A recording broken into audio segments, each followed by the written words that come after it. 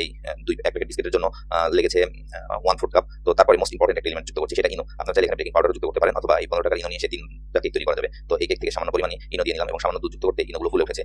তো এটা একটা আসলে অ্যাসিড, যার জন্য পানির মিশ্রণ পেলে এটি ফুলে উঠতে থাকে বা এখান থেকে বুদবুদ উঠতে থাকে। তো এই ইনো, দুধ আর এই বিস্কিটের গুঁড়োগুলো ভালো করে মিশিয়ে নিচ্ছি, আর কিচ্ছু লাগবে না, এটাতেই তৈরি হয়ে যাবে মজাদার কেক।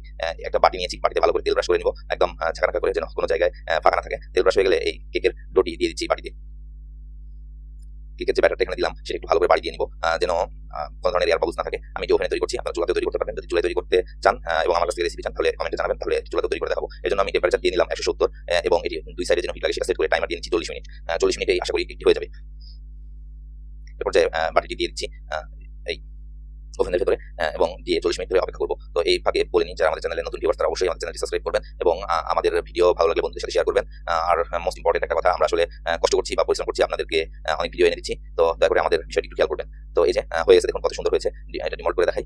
এই যে মজার, এই একদম এই পাশে দেখুন কত সুন্দর চকলেট কেক হয়ে গেছে। এটা বাচ্চারা যে কি পছন্দ করবে, ফ্লেভারটা দিচ্ছে অসাধারণ। যখন এটা ব্রেক হচ্ছিল ওভেনের মধ্যে, খুব সুন্দর একটা গন্ধ ছড়াচ্ছিল। তো হয়ে গেছে, এবার এটাকে কেটে দেখাচ্ছি, মাঝখানটা কেমন হয়েছে সেটা দেখলেই বুঝতে পারবেন, এবং তৈরি করবেন কিনা এটা আপনার ডিসিশন। তবে আমি রিকোয়েস্ট করবো অবশ্যই একবার ট্রাই করবেন এবং কেমন হচ্ছে আমাদের জানাবেন। এই যে দেখুন এত এত দারুণ হয়েছে, ভেতরে চকলেট কালারটা আরো গ্রেভি হয়েছে এবং খুবই খুবই মজা লাগছে দেখতে। সবগুলো কেটে নিচ্ছি, পিস কিন্তু খুব খারাপ না, চাইলে অতিথিদের সামনে এটি পরিবেশন করতে পারবেন। এই যে দেখুন মজার। তো ধন্যবাদ সবাইকে আমাদের সাথে থাকার জন্য।